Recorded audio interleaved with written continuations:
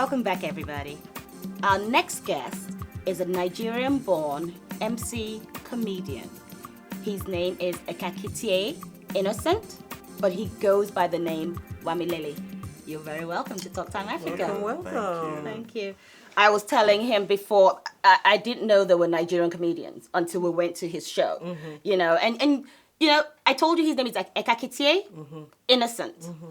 And I said this before the cameras went on. I'm going to repeat it because, first of all, you take the name Innocent, and he does look innocent, right? He's got this innocent face, but then he opens his mouth, and the innocent all hell just breaks goes. loose. It's gone. I was wondering too, how will my father just look at me?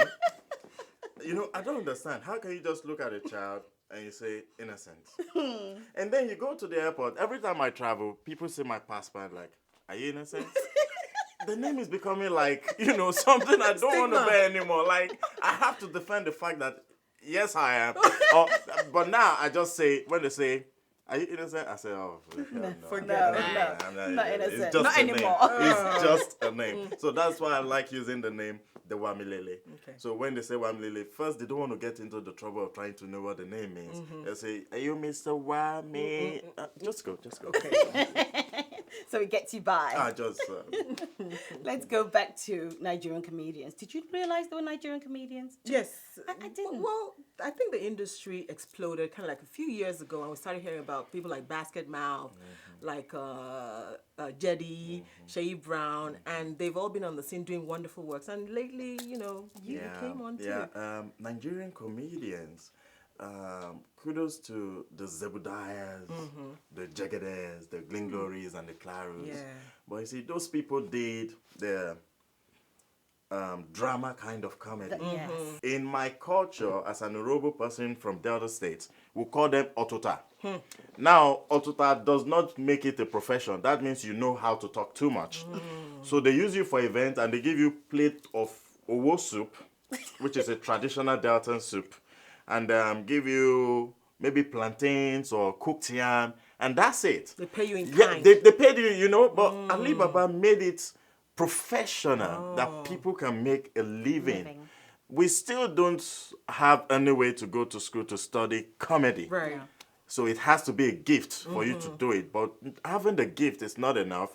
You need to get to the professional place where your audience or clients begin to see you with a professional sense of mind that this guy makes a living from this business. Yeah. So when you say Nigerian comedian, we follow the footstep of Alibaba that made it really, guys are not smiling. In Nigeria, comedians are like governors. Oh. Yeah, I am proud to be a comedian. One of them. Yeah, but you know. Yeah, I was actually going to ask you before we talk about how you grew up, where you grew up. Do you laugh at your own jokes? Yes, I do. Of course. Of course I do. First thing first, if you don't enjoy a thing, you can't give it out. That has always kept me going. So I enjoy my jokes. But I try not to laugh at my jokes because it makes you look stupid when you laugh at the same jokes you're doing. So you try not to laugh at the jokes and you try to keep a straight face so that you enjoy the people laughing, not you. I see. But there are some jokes I can't pull through. I would just, at the middle of the joke, I start laughing fall and apart. everybody is just, if I am laughing on stage, that means people are out. Oh, okay. You know, so. Already gone. Let's go back to the beginning then, because why comedy? Were you like the class clown? How did it begin? No, I was not. I was, let me say, I love God. Okay. I love God so much. So because of that, I was involved with too many things in the church. I was in the choir. I was in the acting group. I know in the drama ministry, I like playing the role of devils. I know devils have characters. So you discover so many things. That gave me so many room to do, you know, too many things. And then I knew how to dance, the African dance. So I just knew there was something in me that is not the regular kind of a young. It's so unfortunate that children of nowadays don't seem to have talent. I doubt if they have talent because everybody wants to play basketball. That's a talent. You know, No, that's not a They talent. go for the big money. They look for money. They Yeah, look big at TV. money, Oh, I yeah. want to be a Kobe. No, you have to do it because you enjoy this thing. Okay? Only then, when I started the business, I didn't go into it for money. I was going into it because I enjoy seeing people laugh, you know. So I said to myself, I need to. The first day, I was paid 5,000 naira. I didn't spend that money. For 1 week, I opened an account, kept the money. I was waiting for the owner to call Thinking and of say, getting money. return. That back my money is money. not for you. Why? I tell you, I went to a church to perform all night from 9 p.m. to 6:30 a.m. and they gave me an envelope. We call it love offering or honorarium. And I went home. I didn't open the envelope. Very thick, heavy, you know, well padded envelope. I got home and I opened that envelope. I saw 75 naira. 5 naira note. I sat down and I almost said, you know, I didn't know whether to call or curse the pastor. I was like, how can somebody be this wicked? You know, but even went worse because at the point, people were no longer giving me money. They started giving me a bottle of Fanta. And for Nigerians, you know, cabin biscuit. And I will pay transport to that location. So they gave me cabin biscuit. So I started wondering, is it God that called me or is me that called myself? So you started out with comedy, or you picked it up along the way? No, I wouldn't say I picked it up. I just knew I could make people laugh. Okay. You know, I just knew. But what I now did was to polish, you know, the act Okay. and then just get into it more and more and study about, you know, how to do that. And then you studied the greats like Alibaba that you Oh mentioned. yeah, You studied I them. studied a lot of them. I still study them. Okay. I still listen to a lot of my colleagues. When I started, I was studying, but now I work with them. Okay. So we share ideas. I visit Alibaba. I go to his house, and we just share ideas. back and forth, You know, we uh-huh. just do. And the good thing about him, every time Alibaba opens his mouth, something is coming out. So a sensitive comedian will grab and drop. So when you come back, you tell him, bros, I've used that material, so they will use it. It's now my joke. So So it's allowed then for you guys to use each other's material. I would say yes and no. Okay. Yes, be creative about it. Okay. Don't, even in school, when we spy in those days, I know some of you know what spying is. When you spy, when you copy, don't copy, somebody copied and copied somebody's father's name. Word for word. Yeah. You were copying and you copied the person's father's name and serial number and put it inside this thing. That is wrong. So you should copy and use your head to do Add your own make stuff. adjustment, you know, Fine, remiss what you're doing. Yeah. And then it comes out better. So Okay. we are allowed to do people's joke, but put your own thing into it Okay. and make it look juicy. Okay. You know, because believe me, Nigerians, Africans, they are smart. If you start a joke, in Nigeria, people know people's joke. If you start That's a joke, true. they tell you, that's this person's heard joke. that before, So you don't want yeah. to be a victim of such thing. Yeah. You know, you want to work from your own mind and do your thing. And that is where God has helped me because I try to be me. I can sound like anybody. I can do anybody's joke if I want to, but I try to be me and I try to stay away from the joke. I try to talk life. What we see today, well, I'm a very, very observant person. Yeah. Nothing passes me by. I must notice. And I think a comedian has got to be intelligent too, you know, because you do use, as you said, your family also, because I heard you talk about your family a lot. You know. Oh, yes. I talk about my family. My family is one part of my life. And, of course, the new family I'm into now, my wife, Okay. she's, in fact, I'm sure between now and the next 10, 15 years, my inspiration will just be coming because my wife is Such my an career. inspiration. In fact, she's my career now. I just talk about her and people are dying. So that for me is okay. And then my own family, I am from Delta, a place called Abraka, you know, and then I was born in Benin, moved to Warri, grew up in Warri, then relocated to Lagos, I'm from Lagos here to America. So, He has arrived. He's arrived. I guess being a comedian, like you said, you've got to be observant because you can use any situation and make a joke of it.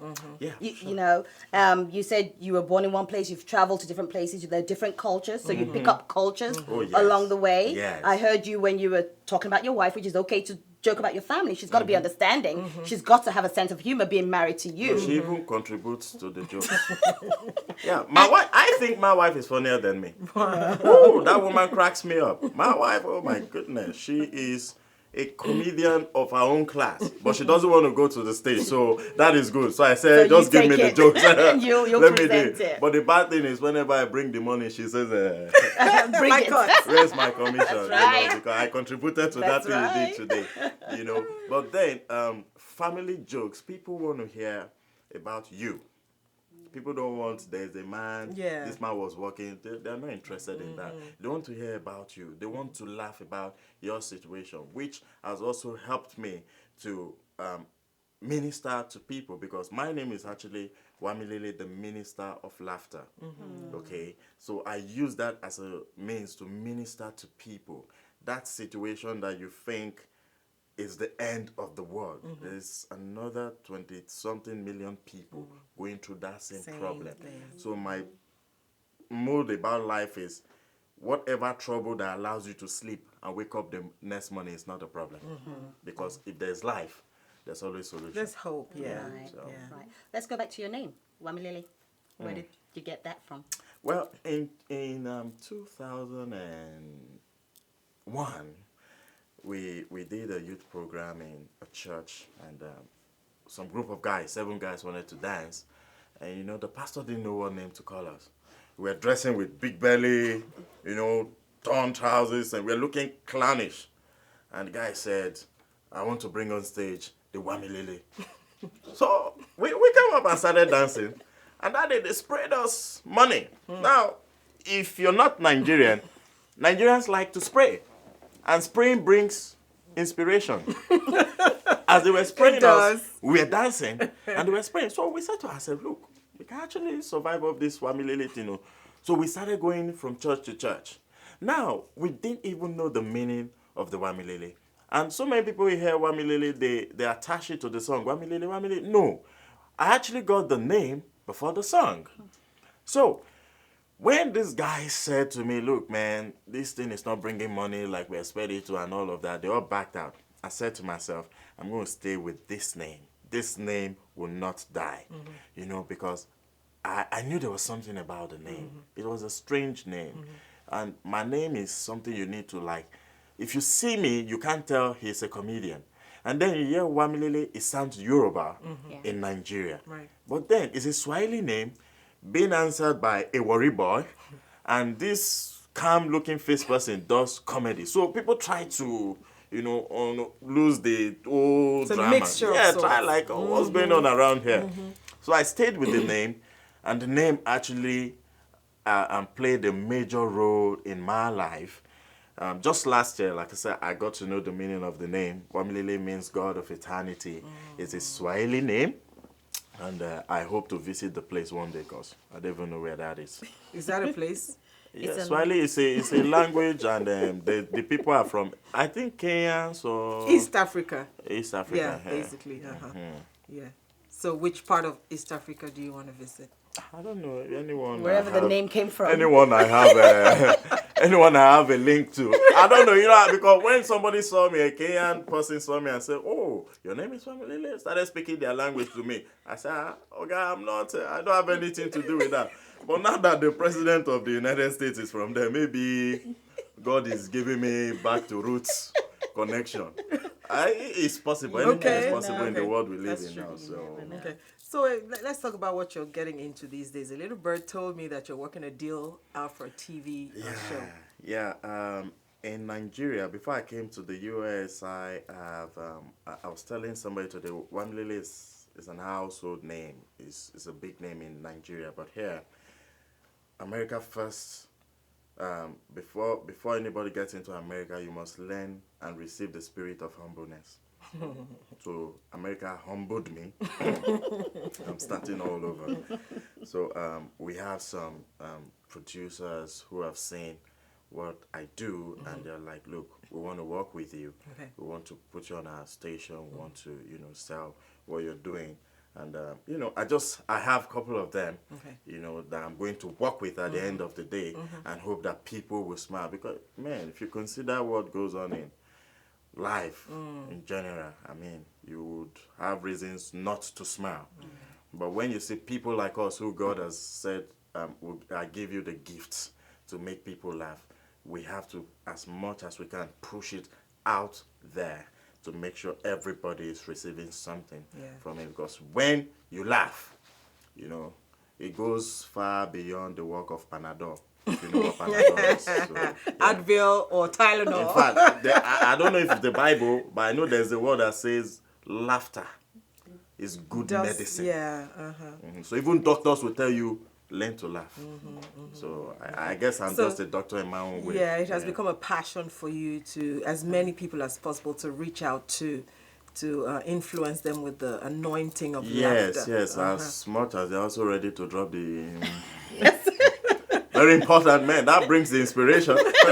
Well, let's talk about that for a second. How has that been paying off here since you've changed? Well, I have to build their mentality because I think for now, Nigerian comedy in America is just starting. That's where you have people like Sheyi Brown, who is actually the biggest Nigerian comedian in America, and Jedi and myself, and then some other guys. But every other person here went into it because it's a means of survival.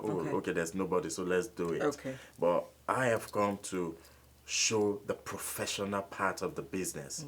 So people need their mind to be, you have to kind of build it. You need to tell them, let them see like what you do. Like, oh man, this is not just a play job. Kind of like building a brand. Yes. Okay. So when people now see what you've built, then they'll be ready to pay because they rate you to what you've done. Okay. Yeah.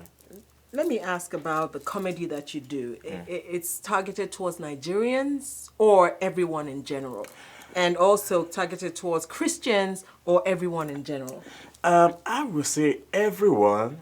Like I said, there's heaven and there's hell.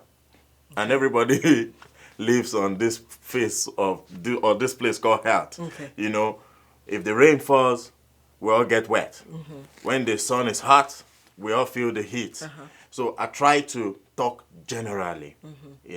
I talk to Christians, I talk to everybody. Okay. I don't tie myself to one place. Right now, though, sometimes you have to get ready for a show.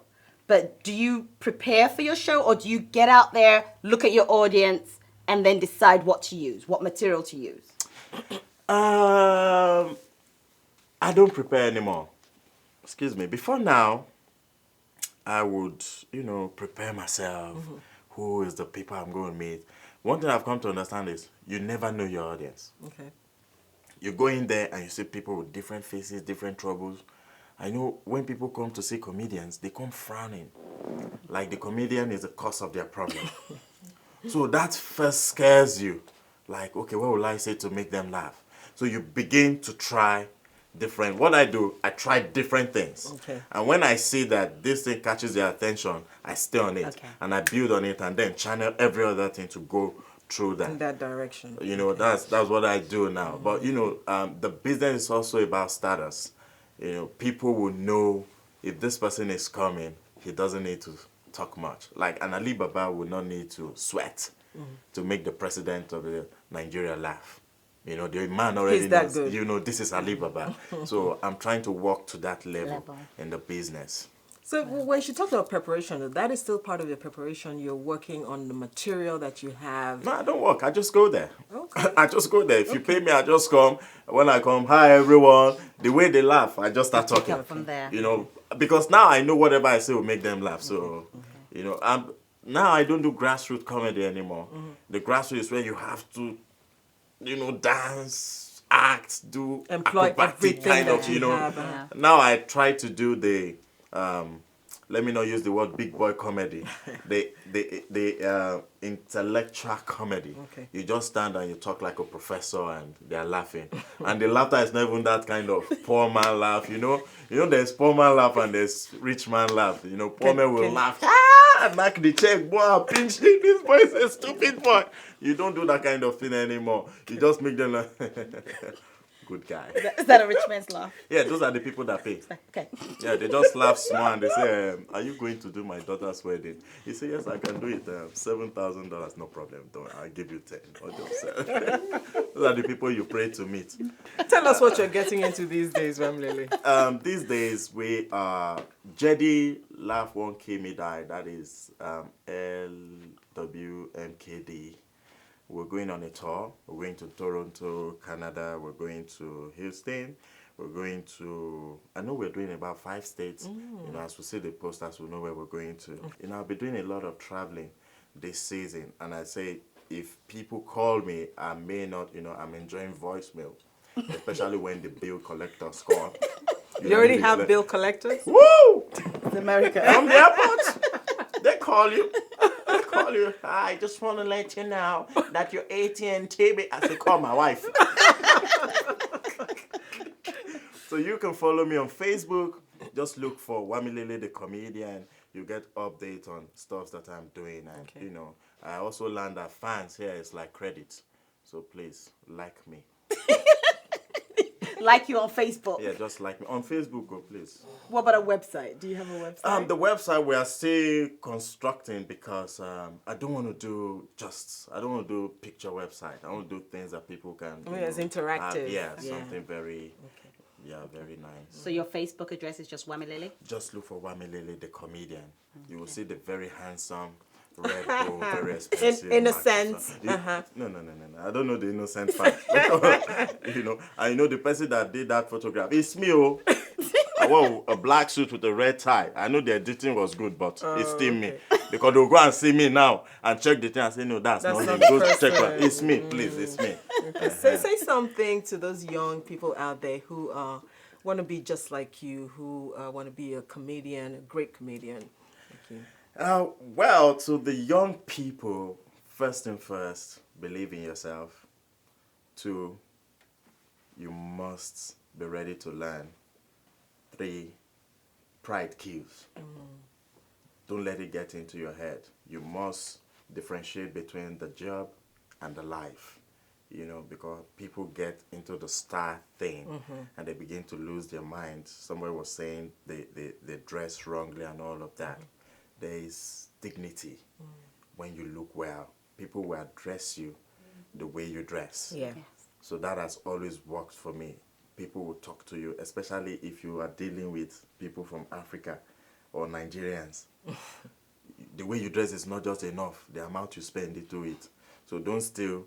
Time will come, money will come, everything will follow. Just do the basics first. Go to school, respect your parents. Don't wake up and tell your father, shut up, my father will kill you. You know, respect your seniors. When you see them, I listen to old people a lot. I listen to old people because when they talk, I just learn. Yeah. And then when I go out, I put their wisdom and put what I see outside, and that makes me a different comedian. Yeah. So you can make it if you try. I like that. I like it. And weren't we talking about respect earlier? We were. Yeah. It just gets you to a place where you know you've done a good job. Thank you. And you are doing a good job. We are so proud of you. Thank you so much for coming on our show, making us laugh. Thank you. I've laughed so much again. My rib cage is hurting. I'm sorry. Is that a good sign? It's talking time, Africa. It's not talking time, Africa. It's talk time, Africa. It's just the in that I added. You say talk, I put in. That means we are talking. When you talk, it's like, you stop. But talking, Okay. that means there's a continuity of the fundamental, you know, and let me do this joke for those of you that don't know. There's a man in Nigeria who speaks grammar. He's in the House of Assembly. Now, that man, I don't know where he gets his grammar from. He's an Edo State man. Honorable Patrick Obayagbo. The man speaks grammar to even confuse the government that is a part of. They ask him a simple question. Sir, do you think the Benin Ore Road should be fixed by the federal government? He started. Under the constitutional right of the national diplomat, I think that road is in a Sakato state of the country's Bohaha. What is Bohaha? Then the man says, sir, we now got to know that this man misses Urobo and Benin together, that is speaking language or grammar. Sir, do you think the president should come back in 2011? He said, under this dispensation, I think the president should lare. What is lare? Lare is come in Benin. Speak what you know. Amazing stuff. We could just go on like this all night. We could, really. But we have to let him go, and we have to take care of our hurting rib cage. So thank you so much for coming, Wamilele, again. Thank you. Glad to have you. Thank you. Wherever you're watching me from, thank you. God will bless you. Please watch and watch and watch again. Talk Time Africa is the show to watch. All right. You miss it, you miss out. We'll be right back. Thanks for joining us, everybody. We hope you enjoyed the show. We have to thank our guests, Vida, and of course the comedian Wamilele. And we've got to remember, laughter is good for the soul. Let's keep on laughing. We did promise you it was going to be a great show, so I hope you guys have had as much fun watching as we've had bringing it to you. But remember, live your dreams, enjoy the moment, stay safe. We'll see you next time.